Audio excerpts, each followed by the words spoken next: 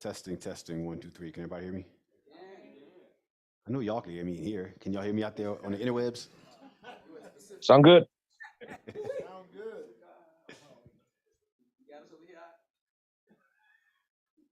They don't want to clear that screen for you. He on his way. He on his way.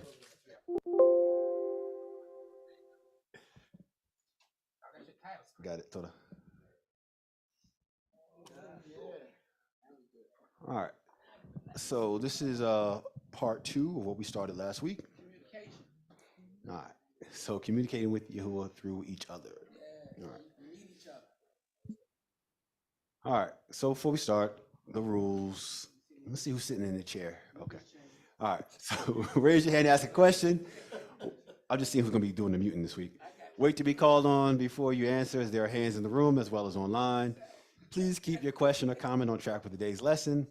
You will have 60 seconds to answer the question or make your statement. If you go past 60 seconds, Caleb is in the chair. He will mute you. It is not personal. It is just to give enough time to finish the lesson. The lessons are recorded and must be kept within a certain amount of time. Remember that the lesson is mixed with discussion to help build one another up. Please no one person abuse the time. All right, got that out of the way. All right, so just to recap again, just like we did last week, some basic understandings that we all agree on before going into today's lesson is the exact same list as last week. So everybody should agree, correct? So Yahuah is in us, correct? All right, so I did that for a reason. Y'all just bear with me this week. All right, so we experience Yahuah by experiencing each other. And when I treat you a certain way, I treat Yahuah that same certain way. All right, we all agree? All right. All right, so again, we want to be mindful of this. I appeal to you, therefore, brothers, by the mercies of Elohim, to present your bodies as a living sacrifice, set apart and acceptable to Elohim, which is your spiritual worship. Do not be conformed to this world, but be transformed by the renewal of your mind, that by testing you may discern what is the will of Elohim, what is tov and acceptable and perfect. For by the favor given to me, I say to everyone among you not to think of himself more highly than he ought to think, and to think with sober judgment. We talked about that last week, using proper judgment. Each according to the measure of belief that Yahuah has assigned. For as in one body, we have many members, and the members do not all have the same function. So we, though as many, are one body in Yahushua and individually members of one another. Let's be mindful of that when we're having communication with each other, right? All right, so again, we talked about righteous conversation last week. Remember that when we speak to one another, we speak to Yahuah. That in the midst of a conversation, we talked about there being two parties having responsibility, the person speaking and the person listening. That the speaker, we should be mindful that when we speak to someone, we do so for their benefit and not ours. And that the listener, we are listening to learn, and we are to righteously judge what we hear. We're not listening to attack, and we want to be careful of confirmation bias, right? All right. So we want to be mindful of that. Again, are people comfortable having certain unrighteous conversations around us? Are we comfortable participating in those conversations? And even more dangerous, are we comfortable hearing them but telling ourselves it's okay as long as we don't join the conversation? What do we say about that from last week? I don't know, because nobody turned the microphone on. So from last week, what did we say about these things? Head shaking doesn't count because nobody benefits from that. So we all agree. We all said, you know what? We're not going to do that. We're going to listen. We're going to respond, but we're not going to do everything that you have on this board right here. All right, good. So we all agree, right? Nothing new. We talked about confirmation bias again. So just to go over that definition, it's the tendency to look for information that supports rather than rejects one's preconceptions, typically by interpreting evidence to confirm existing beliefs while rejecting or ignoring any conflicting data. And again, this is about data and information, not just people's opinions. If you get information that goes against what you thought going in, you got to be open to change, right? Basically, we're saying confirmation bias is when you hear what you want to hear because it sounds so sweet. All right, and then we talked about watching out for those that want to smooth talk and use flattery to deceive you, right? And that we were susceptible to that when we became naive, and we understood that naivety was not about intellect, it was about being unsuspecting, letting your guard down, right? So again, as soon as we heard the flattering words, smooth talk, we let our guards down, we became unsuspecting, that confirmation bias kicked in, and we only heard what we wanted to hear without judging it against the standard, right? So basically, I don't have to look anymore because I found what I was looking for, because it agreed with what I thought already going in, right? All right, again, a word of caution, second time hearing it. All of us can be naive because, like we mentioned, it's not about education or intellect. You could be naive whether you have an elementary school education or are a 6-time PhD because it's not about your intelligence. It's about you letting your guard down. That's when you become naive. You're not guarding it. You're not judging what you hear against the standard. Right? All right. So we walk in there with this verse, and it's the lead into what we're going to talk about today. All right. So this is where part 2 starts. Micah 4:5 says, "For all the peoples walk each in the name of its mighty one, but we will walk in the name of Yahuah, our Elohim, forever and ever." All right. So the important parts are the name of Yahuah and the way that we walk. Halak. Let's talk about the way that we behave, right? We're going to behave as if we're walking in the name of Yahuah, and he's going to be our standard. He's what we're going to judge our behavior against, right? And we want to be mindful that our behavior is a direct reflection of his name. We'll talk about the importance of that name today. All right. So Matthew 23, 1-7.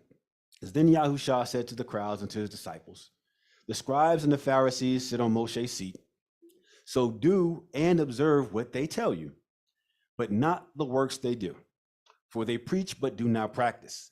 They tie up heavy burdens, hard to bear, and lay them on people's shoulders, but they themselves are not willing to move with them with their fingers. They do all their deeds to be seen by others. For they make their phylacteries broad and their fringes long, and they love the place of honor at feasts, and the best seats in the synagogues, and greetings in the marketplaces, and being called rabbi by others." So we want to focus on, you do want to observe what they tell you. But again, what was the issue that we were having about them not practicing what they preach? It was the motivation behind their deeds. So when we talk, when we behave, when we go to approach our brother and sister in conversation, what is our motivation? They talk about their motivation being it in order to be seen by others. That's why they're doing it, right? Which is not a reason we should do stuff, right? So again, it goes back to your motivation. But again, we should still listen to what they're telling us to do. All right, and they tell us what to do, and we are to, why does he tell us to observe what they tell us to do? Can anybody hazard a guess at that? Michelle, go ahead. Well, so talking about that they sit on the seat of Moshe. So if you look at like the Shem Tov translation, that might translate as "do what he says," referring to Moshe. Mhm. So regards to the authority of what's in the law or Torah of Moshe. Correct. So what they're telling you to do is correct. It's in line with the standard.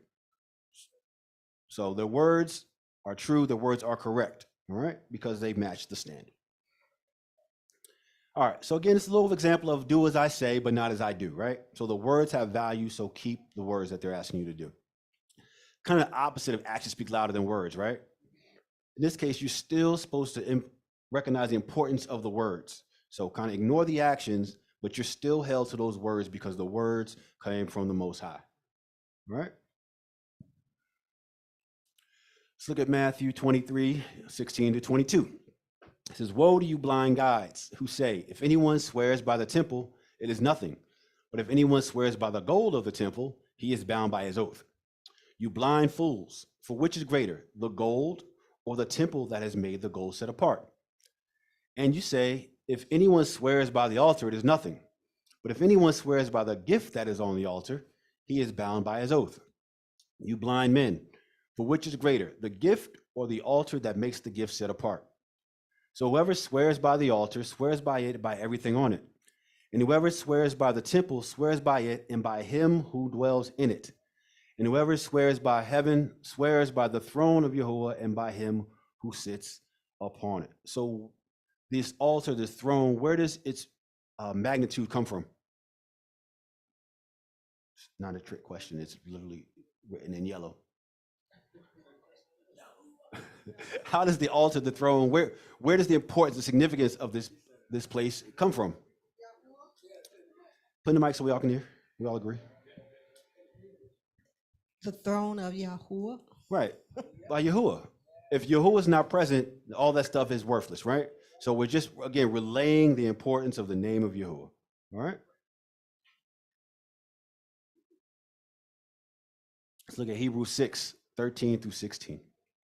When Yahuah made a promise to Abraham, Since he had no one greater by whom to swear, he swore by himself, saying, surely I will bless you and multiply you. And thus Abraham, having patiently waited, obtained the promise. For people swear by something greater than themselves, and in all their disputes an oath is final for confirmation. I see some head, some eyes, some squinting, some people contemplating. Who's going to be the brave one and tell me what they got out of those particular verses? I'm going to give Caleb a chance to not give me a one-word answer. Go ahead, Doc. Just read it real quick. Tell me what you get out of it. All right.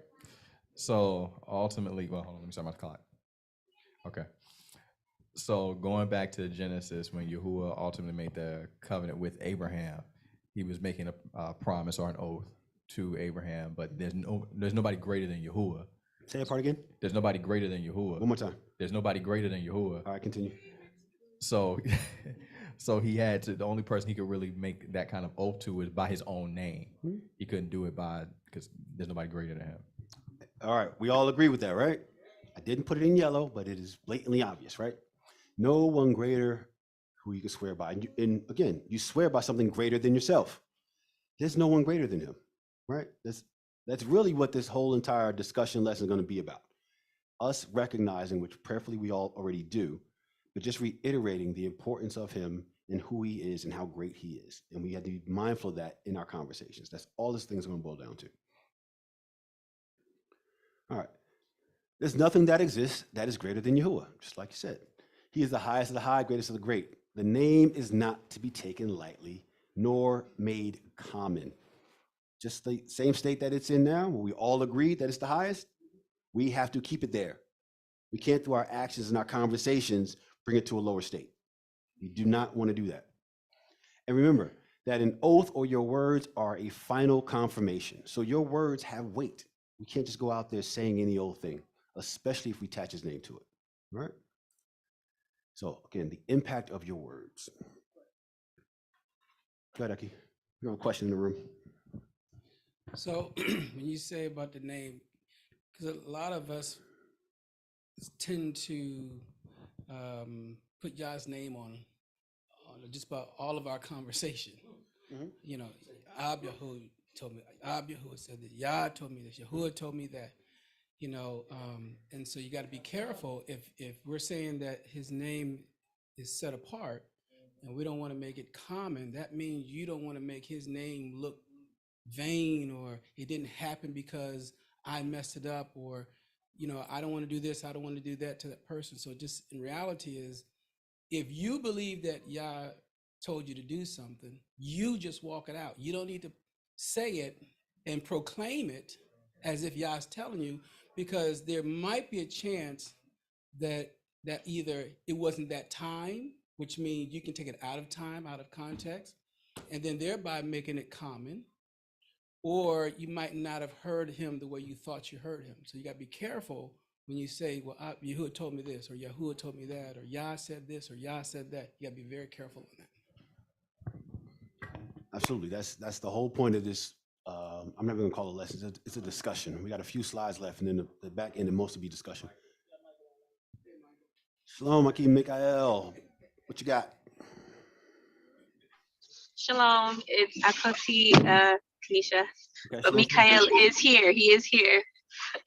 Torah is also like when it's in Exodus chapter 20 when he says to cause his name, do not cause his name to come to nothing, or use his name in vain. So how we use it, if we're doing it in a way to cause his name to come to nothing, or when it says come to naught or whatever, that's another way, like our actions and our deeds, or just how common, like Lamar was saying, could cause his name to come to nothing. Absolutely.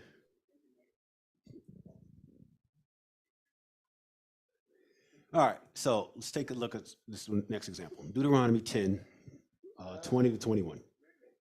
You shall fear Yahuah your Elohim. You shall serve him and hold fast to him. So it's just a suggestion that we might want to do this? Okay, all right. So it's a command. He's telling us we got to do it, right? All right. So you shall fear Yahuah your Elohim.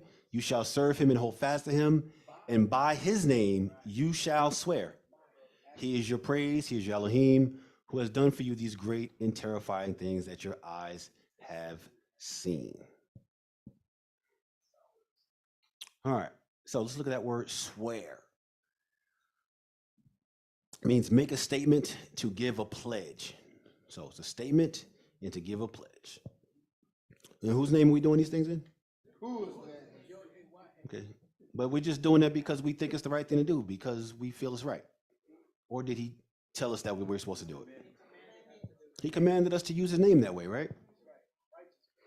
All right, it's to promise solemnly, usually invoking a divine witness regarding your future acts or behavior, and often including penalties for failure within the contents of the oath. All right, so let's take a look at that. Example would be Genesis 21, 23 to 24. Now therefore, swear to me here by Elohim that you will not deal falsely with me, or with my descendants, or with my posterity, but as I have dealt kindly with you, so you will deal with me and with the land where you have sojourned. And Abraham said, I will swear. All right, so he gave a promise. He gave an oath. Right? That's an example of swearing. All right, so again, we talked about that divine witness, right? So this is just a rhetorical question, but it's one that we all should agree on. Who is our great divine witness? I can't hear you.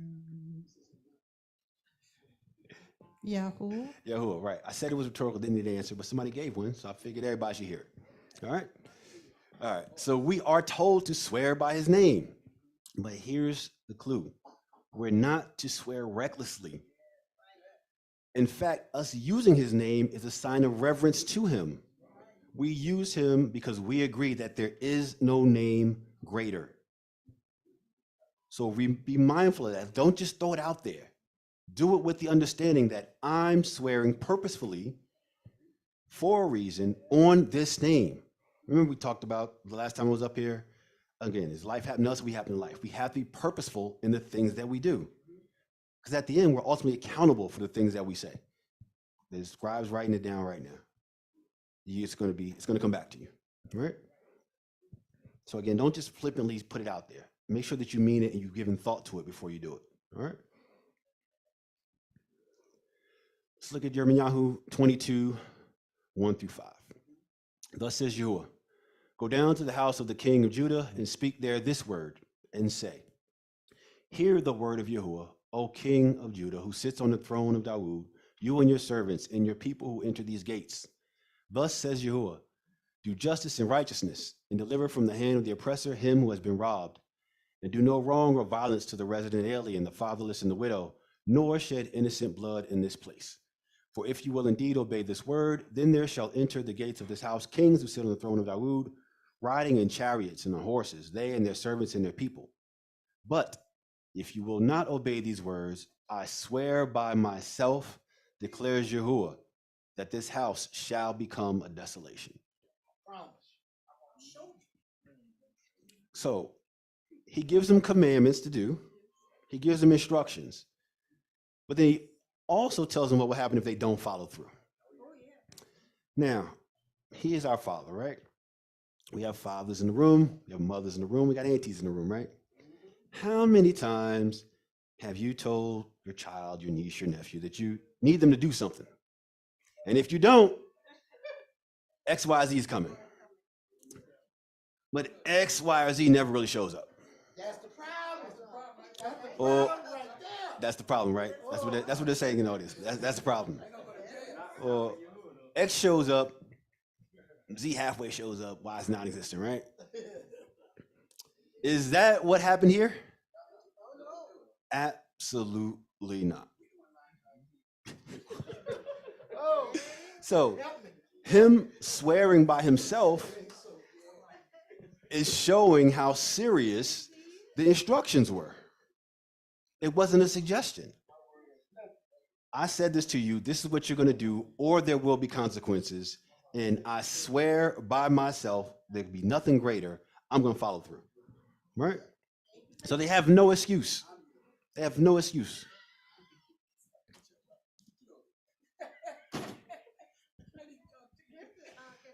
I'm sending both of them to detention. This is Go what ahead. happened when they was up on the Mount Sinai and Moshe told them everything. I don't know because they won't be quiet. Okay. Go ahead. This is what happened when Moshe was telling them about the laws and the commandments, and they came back and say, "This we will do," and it was always consequences because he told them it will happen if they do not do what he had, what he required. It's an oath. It's a declaration. It's a fancy way to say it's a promise, right? I promise you, it's going to happen, right?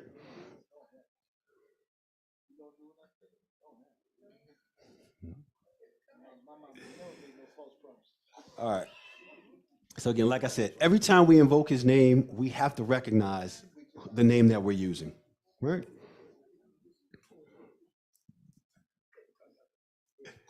All right, y'all stop. You distracted me. All right, Leviticus 19, 1 through 4, and then we're going to look at 10 to 12. All right, and Yahuah spoke to Moshe, saying, "Speak to all the congregation of the people of Israel and say to them, you shall be set apart, for I, Yahuah your Elohim, am set apart. Every one of you shall revere his mother and his father, and you shall keep my Shabbats. I am Yahuah your Elohim. Do not turn idols or make for yourselves any mighty ones of cast metal. I am Yahuah your Elohim." So again, this is all just Yahuah just making suggestions, right? Okay, all right, we agree that this is a little more than a suggestion. "You shall not strip your vineyard bare, neither shall you gather the fallen grapes of your vineyard. You shall leave them for the poor and for the sojourner. I am Yahuah your Elohim." Again, just suggestions he's making, right? Okay, a little more than suggestions. Okay. "You shall not steal.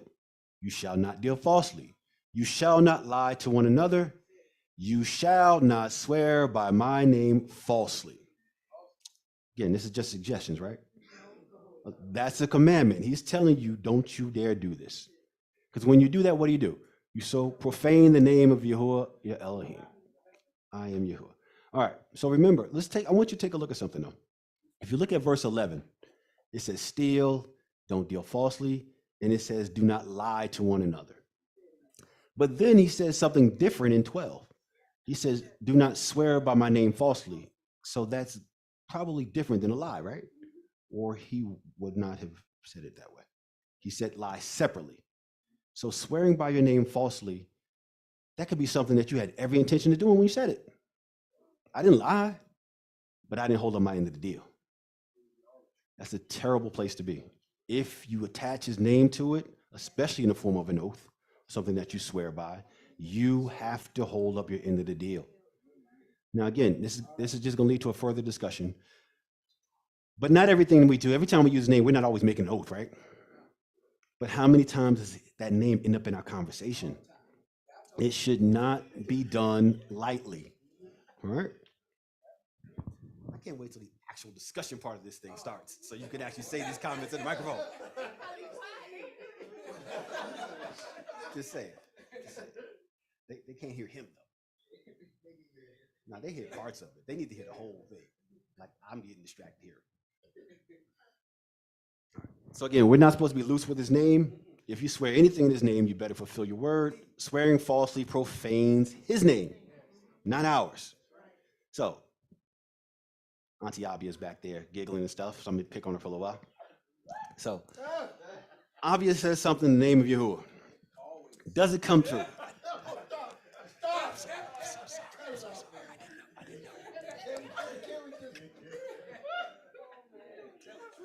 Now, when it messes up, yeah, they might say a little something about Abia, right? But if she invokes his name, they're going to say that Yah didn't do it. They're not going to say Abia didn't come through. They're going to hold it against him. Be mindful of that he's going to bear the brunt. His name is going to be profane, not yours. Go ahead, Aki. Kind of remind me of in the wilderness where Yahuwah wanted to destroy the children of Israel, and Moshe said, well, you don't do that unless they say that, because Yahuwah couldn't bring them into the land, he killed them in the wilderness. So it's something like that. Yeah, right. But again, let's be mindful though, because it's so easy. Like that was the wilderness, that was Leviticus, that was Deuteronomy, right? And then we remove it from ourselves, remove it from what we're doing today, right? So make sure there's always a parallel, not always looking back. So that's a good parallel to what we're doing today. Aliyah, go ahead.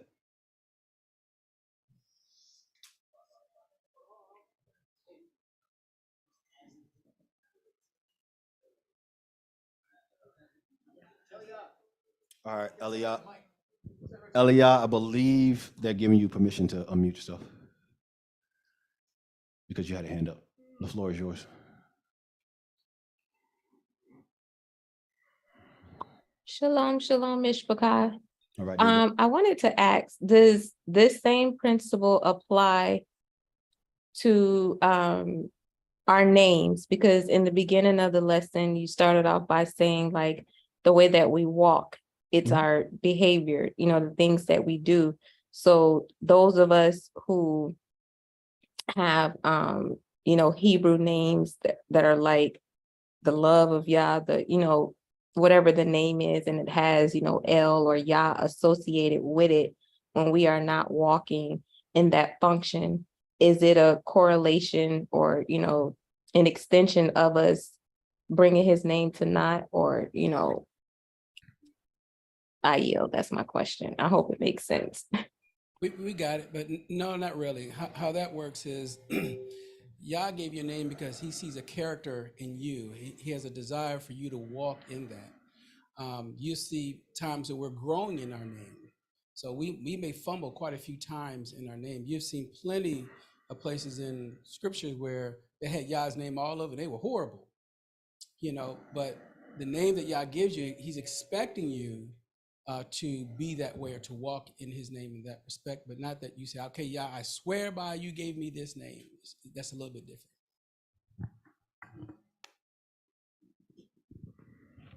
Yep.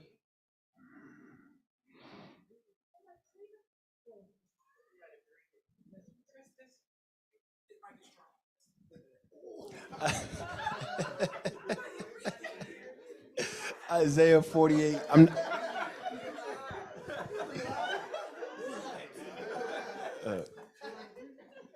Isaiah 48, 9 through 11. For my name's sake, I defer my anger.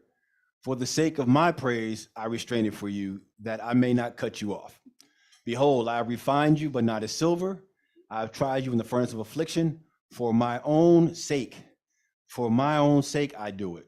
For how should my name be profaned? My esteem I will not give to another.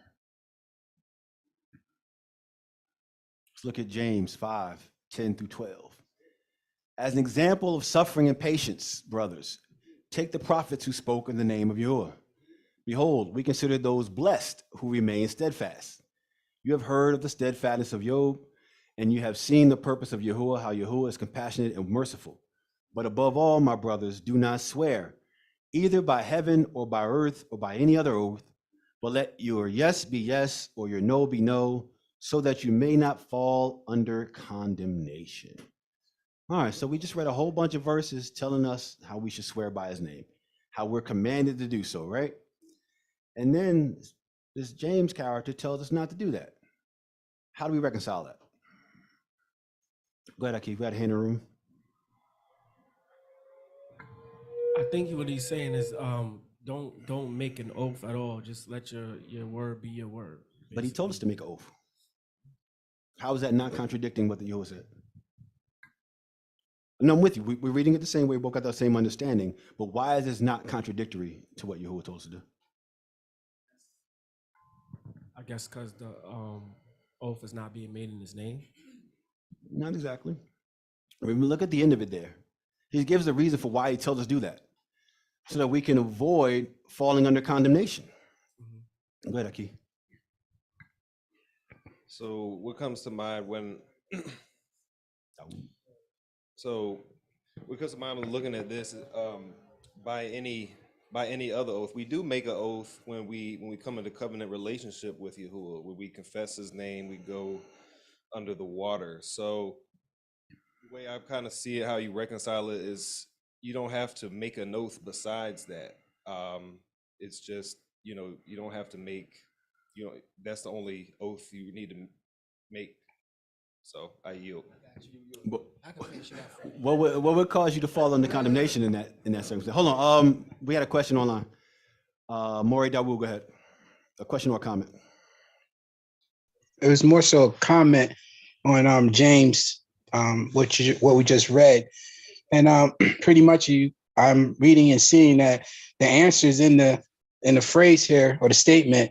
It's more so about being conscious and being and having humility in your walk with the Most High. We James, by the time we get here to James, pretty much James is making reference back to Job, showing how what Job went through, how Job had to be humble through that whole situation, you know, and not get angry, get caught up in his flesh and start, you know, saying all this craziness and wind up missing out on the purpose of what the Most High plan was, because that's what it all comes down to at the end of the day. It's the Most High's purpose I'm getting out of our life. And I yield. Oh yeah, Toda. There's something else in the room? Yes, shalom. I was going to say with this here, I'm seeing like speaking in haste and not really paying attention to what you're saying, but you're just speaking quickly. Mm-hmm. Yeah, just let your yes be yes and your no be no. Because sometimes, you know, you'll meet people and you can feel their ruach, that they really don't mean what they say, and they're speaking in haste, and come to find out they don't even keep their word. Mm-hmm. Right. So everything that you do doesn't require you to swear or make an oath, right? Now, Mana, go ahead.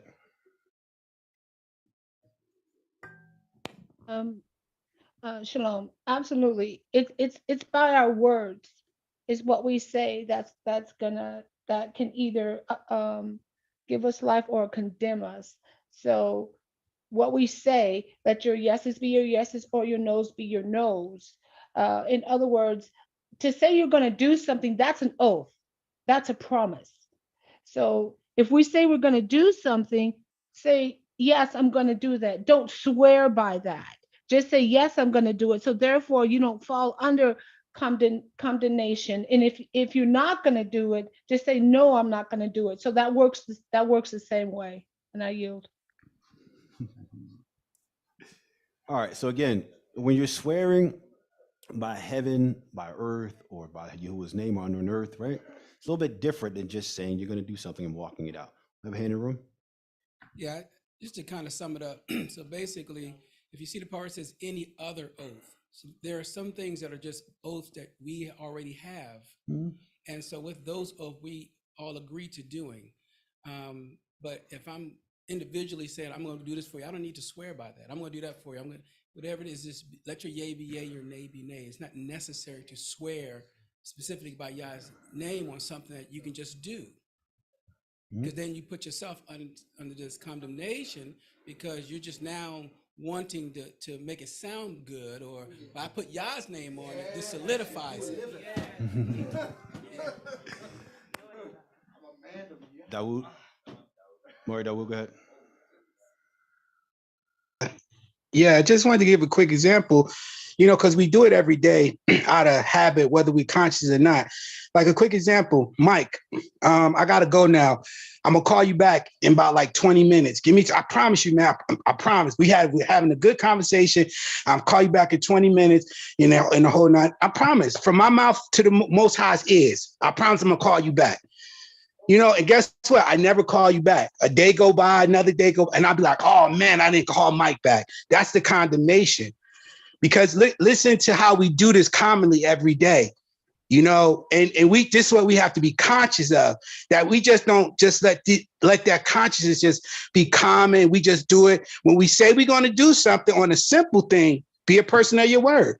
If you got to hang up the phone, just be like, I got to go now. Don't make up an excuse to say just say, I got to get off the phone now. Talk to you later. Call me back. You know, little simple things like that. And that's just a small example. I yield. Right. Those are the things that I want us to be mindful of. Like you said, it's the smaller things, right? You were good until you had to swear that oath, right? You could have just said, hey, I'm gonna call you back, had every intention to do so. Life happens, you couldn't get it done. But the moment that you put his name on it, whatever comes up, I don't care if you got somebody laying on the floor bleeding. You gotta make that call back first and handle what you gotta handle. Because you don't, otherwise you put yourself in a harmful situation to be under condemnation. All right. So again, it's not about swearing being wrong, right? It's about attaching his name to something. Why put yourself in a situation where you could be under condemnation when you could just simply say a yes or a no, right? Right. Difference is you can apologize for your yes or no if it didn't come to pass. But when you put Yah's name on it, you can't make his name look false. Right. Right. You know, so that's this condemnation is talking about. So either I'm going to do it, and if I forgot to do it, or if something come up, then you can say, okay, you know, let's try this or let's do that. But when you say, well, Yah told me, you know, or if Yah said, or by Yah's name, I promise you, you know, then what winds up happening when it don't come to pass, you may not come to pass. Oh, you might pass. All right. So again, it's not contradicting the command to make an oath, right? It's actually showing how important the name is, that you're not supposed to do it haphazardly, right? Aki Joshua, what you got for us? Real quick, Maury. So say you do fall into condemnation. You know, for whatever it is, you know, whether it's small or big. How do you get yourself out of that? You can repent, you can acknowledge what you've done, and then you can turn from it to shoot. Now, if you want correct, like step after step after step. Now, if you find yourself in condemnation, you're asking yourself condemnation with Yah, right? Because you got to let that happen. Okay, got you. Yeah, so you have to, if Yah's the one that's giving you that, you have to let that chastisement go because you put his name on it. So he renders how it's going to turn out. We can apologize all we like, but at the end, he reserves the right as to how he's going to do that condemnation. Sometimes you just got to deal with the judgment. Like you can say sorry 1,000 times. That doesn't mean he has forgiven you, but you still got to walk out the punishment for what you did. Like, you know, you don't hold a grudge against your kids forever. You still got to whoop them, right? Can, just like you were saying earlier, can a person just say, well, I did say Yah's name on it, because a lot of people do that. Can they say, well, and go back to the individual, say, you know what, I lied on Yah. I lied on Yah. You can own up to that person. It was a spare relationship with that person, but the name higher than any other name, probably gonna have a problem with what you did. Right. And one of the things that we should try to get into practice, because we probably got all of this when we was over here, because they wouldn't do that like that the way we do it over here. Put his name on, co-sign his name on everything. But what I'm saying is that when it is happening, educate your brother, educate your sister at that moment. You know what I mean? Let them know, listen, when you're placing his name on us, do you understand the seriousness of what you're doing? I'm okay with you just telling me you're going to do something. In other words, help them out so that they won't fall that condemnation as well.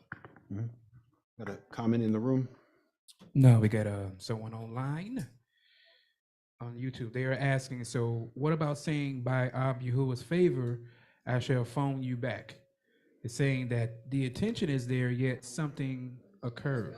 But do you need his favor to call? Is it really a situation where you would need his favor, or could you not just call them back? No, I'm asking that question to get clarity on the question that was asked.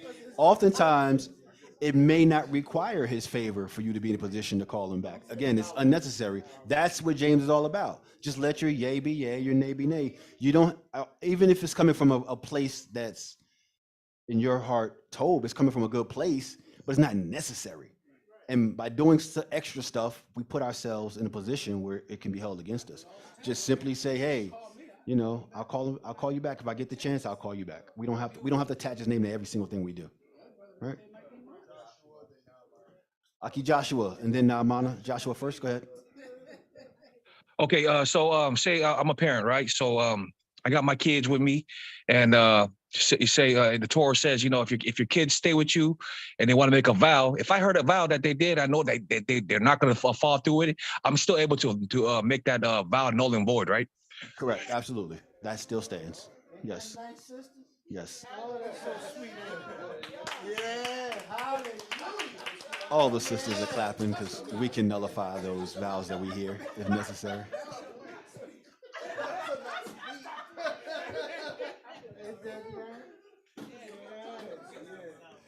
Now, Amana, what you got for us? Shalom, Maury. I got a question, and this is I got a question, and this has really been on my ruach. I got family members, and they know that I'm not dealing with JC and all that kind of stuff, but they will constantly bother me with things like they will swear by JC in a conversation, and I would tell them, look, just don't say that name and don't swear by that name. And they constantly do it. And I'm like, you don't have to swear by anything. Just tell me what the problem is. How do I handle that? You just be mindful of who the rules apply to. The people in the covenant. If they haven't Toda. agreed to the covenant, then the rules don't apply to them. So they can Toda. So they can swear by anything they want. Toda, I got you. That's what they're going to do that anyway. They're going by their understanding. They're held accountable to what they agree to and what they've purposely acknowledged that they're going to do. And I tried to tell them the difference, but that's just like water on rock. Toda, I got you. Toda. Okay. No problem. We got a hand in the back. People in the front, we got a hand in the back.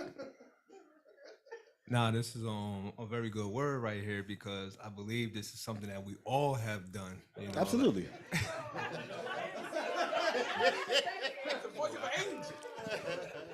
Y'all silly.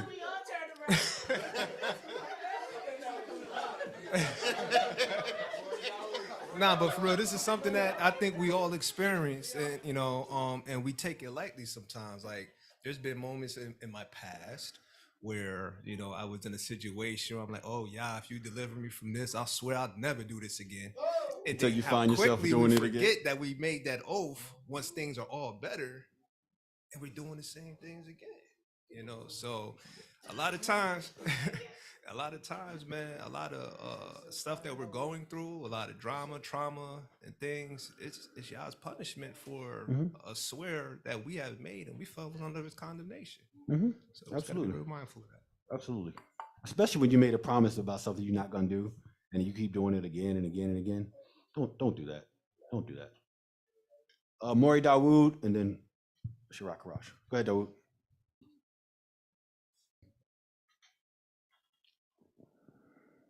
Absolutely. Especially when you made a promise about something you're not going to do. We're going to come back to you, Maury Dawood. Akika Rosh. Okay, that's just like the making of vows and promises to Yahuah during marriages. And you vow to promise to love, cherish, and all the good stuff until death do you part. But you don't do it. And then you go through all this headache and stuff and wonder why. Yeah. That's a good example. Yeah, and the ketubah the same way. The ketubah is the same way. Mm-hmm. Yep, good example. All right, is Maury Dawood still have a hand up? All right, Kanisha, go ahead. This is actually Michael this time.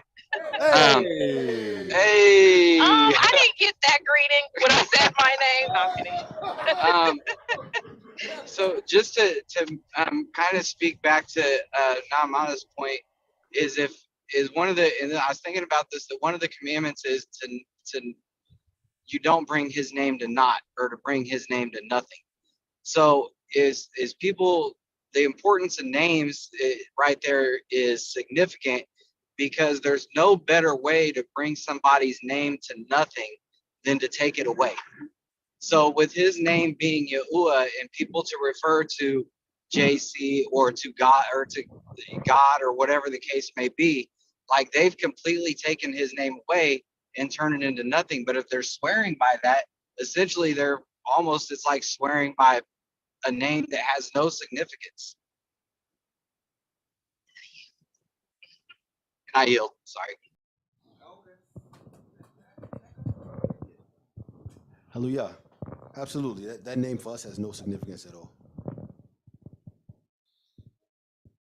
All right, let's look at Nehemiah 13, 23 to 29. In those days also, I saw the Yahudim who had married women of Ashdod, Ammon, and Moab. And half of their children spoke the language of Ashdod, and they could not speak the language of Yehudah, but only the languages of each people. And I confronted them and cursed them and beat some of them and pulled out their hair.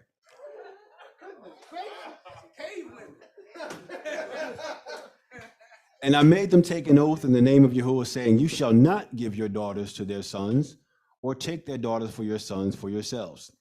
Did not Shlomo, king of Israel, sin on account of such women? Among the many nations there was no king like him, and he was beloved by his Elohim, and Yahuah made him king over all Israel. Nevertheless, foreign women made even him to sin. Shall we then listen to you and do all this great evil and act treacherously against our El by marrying foreign women? And one of the sons of Yoadiah, the son of Elishib, the high priest, was the son-in-law of Simbalat the Horonite. Therefore I chased them from me. Remember them, O my Eloah, because they have desecrated the priesthood and the covenant of the priesthood and the Levites. All right, so it's some heavy stuff going on here, right? This was not no small thing, right?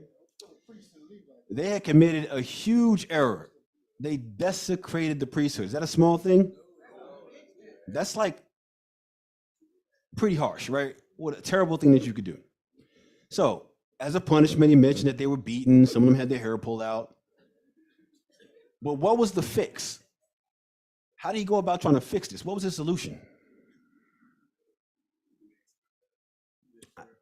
If you turned your microphone on, I might recognize that. No. Now, Amani, you have to wait. Caleb had a hand in the room.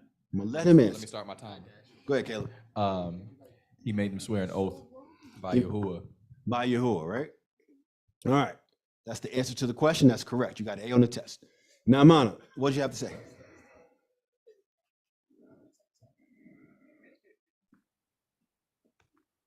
Yeah, it was that also, and they had to send those women away.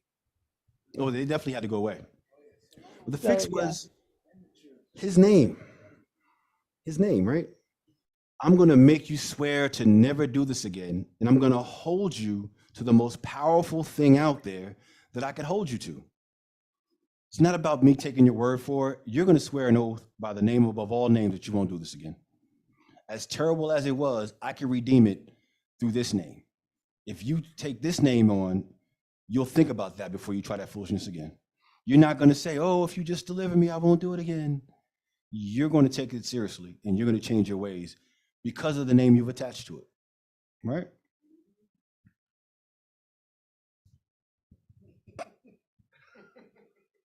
All right, again, that was the answer. He made them take an oath, right?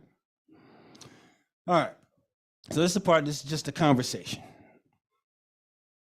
Just a conversation, a few talking points. The first thing is that we've all agreed that the name of Yahuah is not to be taken lightly among us, right? What are some examples every day that we do where we take his name lightly? Open conversation, open question to everybody in the room and online. All right, Habihu, go ahead, Aki. Would it be saying that I think Yahuah has made me to do this thing, this or that thing? I feel that Yahuah is telling me to do something. Is that taking his name lightly? I think that treads the line because there's some ambiguity there. I'm thinking this versus I'm saying 1,000% he did it. So if you're recognizing that you may not have heard from him, then I would say that you're okay. But if you're just putting it out there 100%, I agree 1,000, that's what he made me do, you kind of put yourself in some possible harm's way. Right now, that doesn't mean that there are times where he hasn't spoken to us, right? But unless you know for certain, don't attach his name to it lightly. Okay, go ahead, Maury Dawood.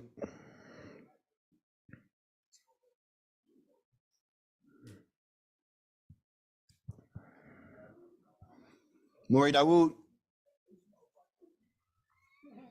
All right, Aki, I think you're still having some technical difficulties. Put your hand back up if you want us to come back to you again. Kanisha or Mike, one of y'all. It's just like we have to be mindful of our actions. Hello? Yeah, I got you, Dawood. Go ahead. We got to be mindful of our actions. All right, throw your hand back up real quick so we can unmute you.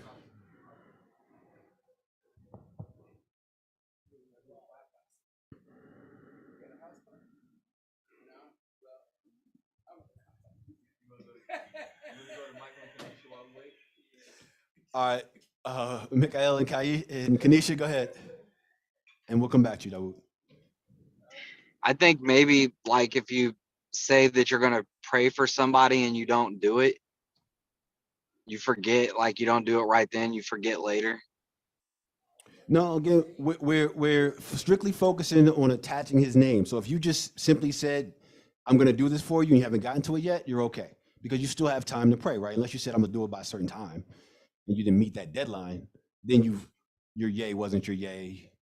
But we're just really talking about things that we do in conversation with each other, where we attach his name to it, absentmindedly. All right, Maury Dawood, let's try it again. Got you.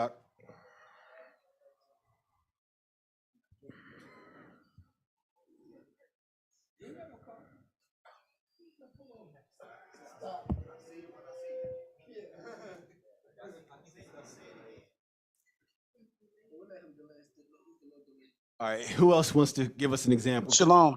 Okay, I got you. Go ahead, Aki. Shalom, can you hear me? I got you. Go ahead. Yeah, because you all keep mute me on your end. Can you hear me? We got you. Okay. I just want to be real quick. I was saying we got to be mindful that the Most High name is attached to us as his children. So, it's our lifestyle. It's not so much words that come out of your mouth, literally or figuratively speaking. It's your whole living, and it's that this lesson should be a reminder to us on how we're living under the watchful eyes of the Most High and how we're uplifting his name through the course of a day, or we're bringing his name down through the course of a day through our actions, our deeds, and whatever else may be the case. I yield. Todaki. Now, Eliyak, what you got for us?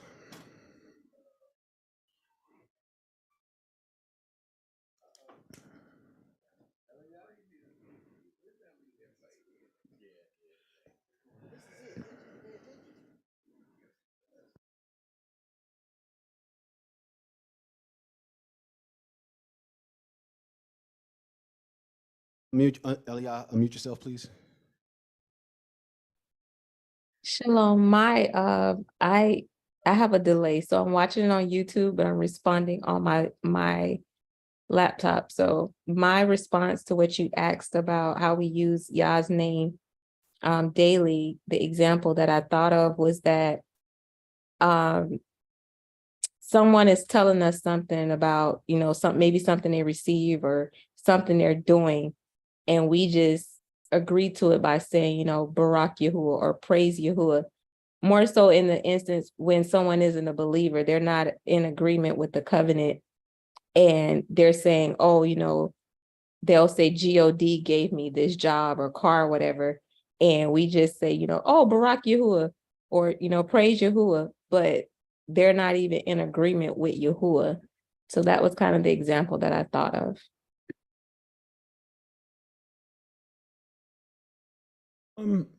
Sometimes you can get yourself in trouble that way, based on the understanding of the person that's giving you the message. If they truly have an understanding that God is the creator of the heavens, the earth, the sea, and all that's in them, because that's what they know, then you can kind of understand where they're coming from. And you're acknowledging that, yes, it came from the source, the creator of the heavens, the earth, the sea, and all that's in them, but you know his name. So you're witnessing the name to him. So it's not automatically wrong. You're actually lifting his name up to someone who may not otherwise have heard it. So it's tightrope you got to walk sometimes. We got a hand in the room. And then Naaman will come to you after that. Aki Shalom, I just want to know, what's your example?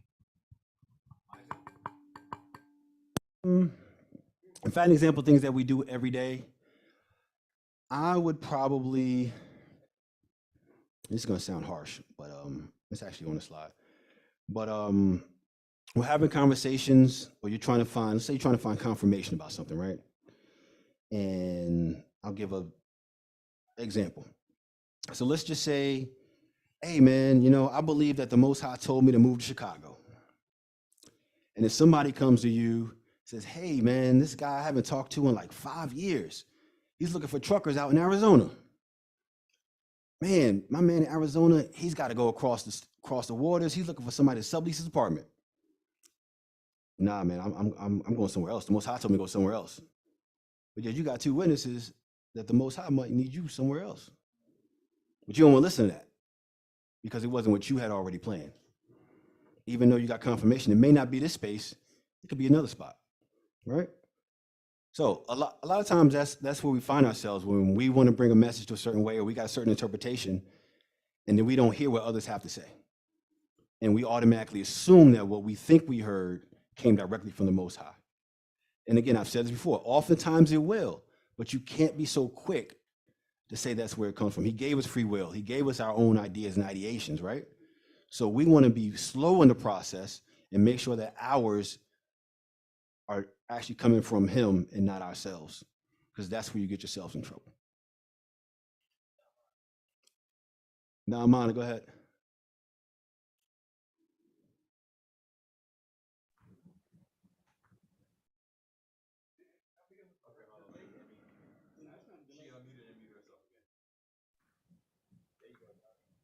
Shalom, I keep getting those signs up on my screen when I try to speak. So I definitely want to concur with Maury Daoud said, because as ambassadors of the Father, we are to represent our lives as Hamashiach Yahusha did, in our walking, in our talking, in our speaking, in our dress, how we talk to each other, how we listen, how we greet each other. All of that needs to be in its proper place, because when we don't follow the ways of Hamashiach Yahusha, you know, we're taking his name lightly. So all of these things are vitally important. And Maury Lamadyahu always said, we got to walk this thing out. It's not going to always be easy. So that's why we have to check ourselves so that we don't take his name lightly. And I yield.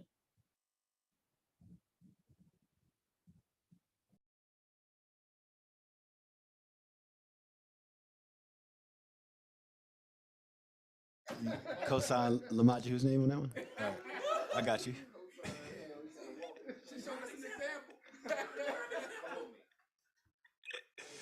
We had a comment from someone. You want to read that for me? Yeah, on YouTube it says, coming out of Christianity. Oh, excuse me, that's the wrong one. Taking his name in vain, coming into knowledge of who we are, yet not changing or conforming our behavior to this regard.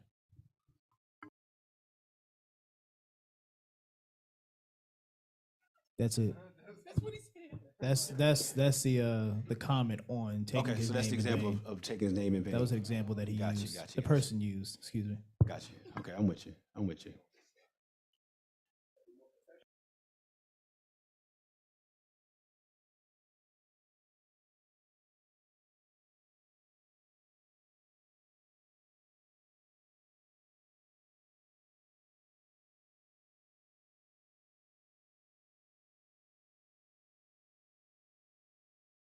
Tope statement that when you take his name, you don't want to do so lightly. You understand what you're doing, right?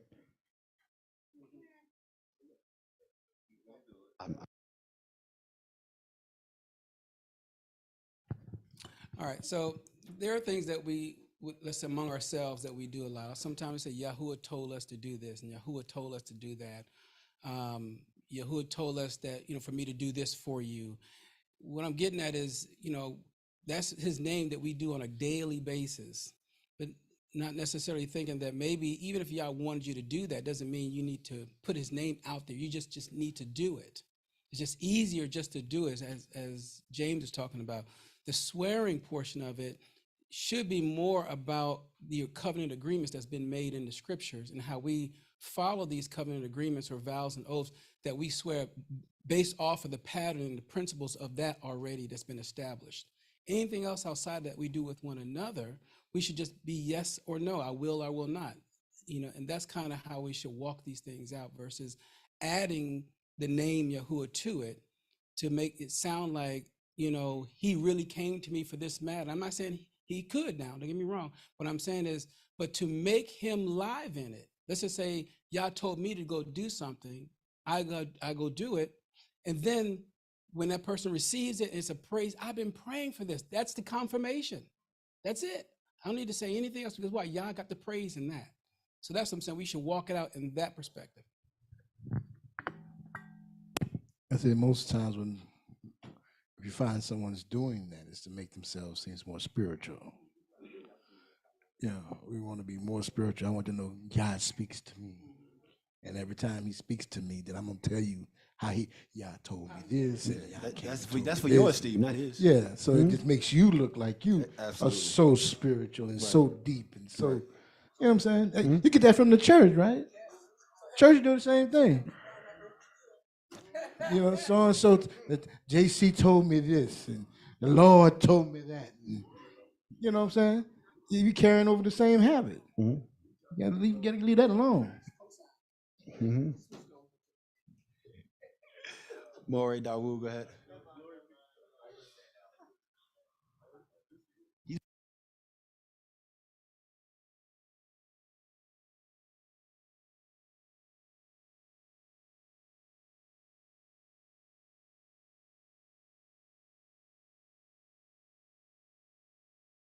Morey Dawu, the floor is yours. Shalom again. I just wanted to say a lot of how we use the Father name, before we came into the truth was coming out of the church.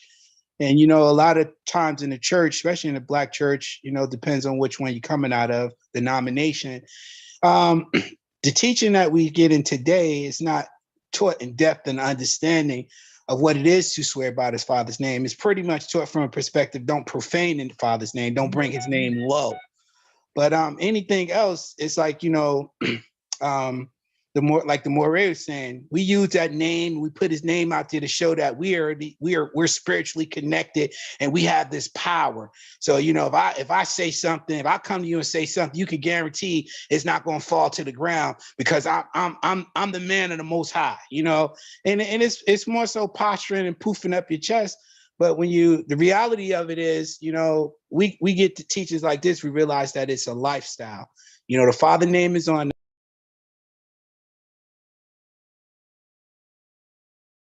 Toraki.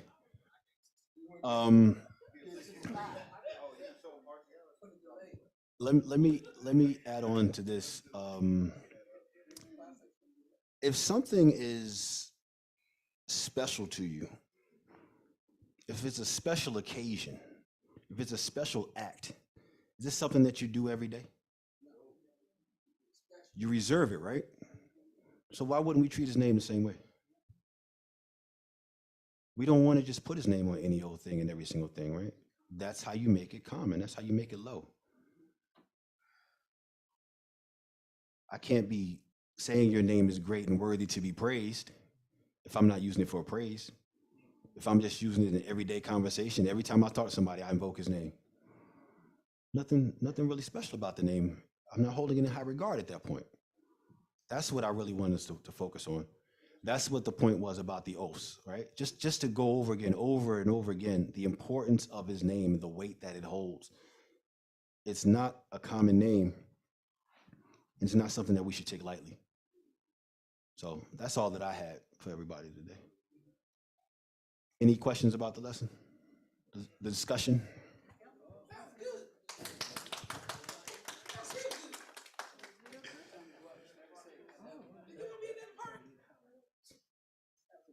No, I think next week is going to be a different topic, but I'm not sure what it is yet. All right, well, so with that, I yield, and whoever is praying us out can be ready to do so.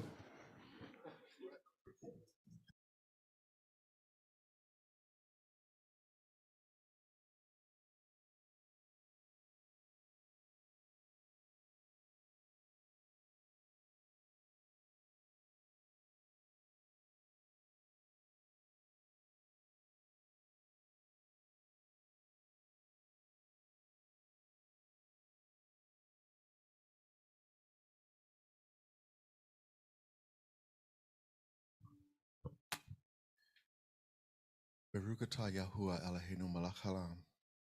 Father, we thank you for the lessons.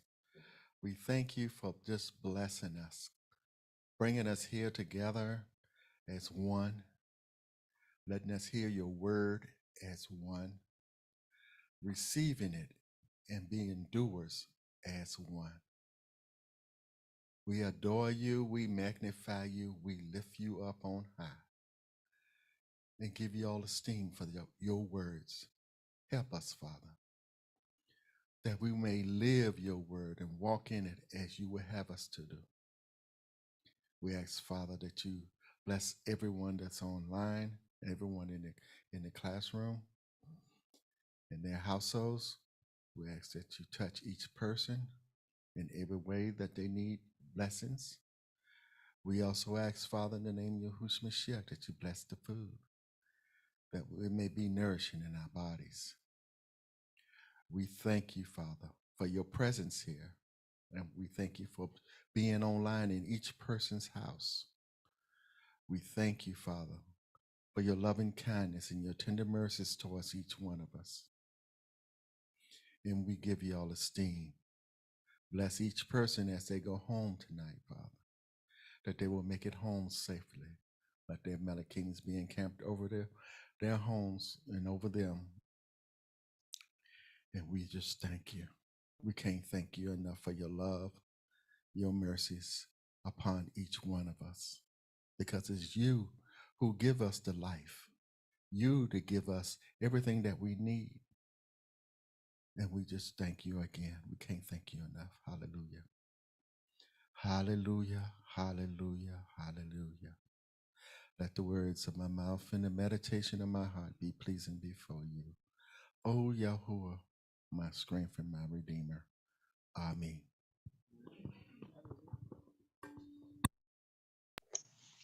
Shalom, everyone. Shalom, shalom.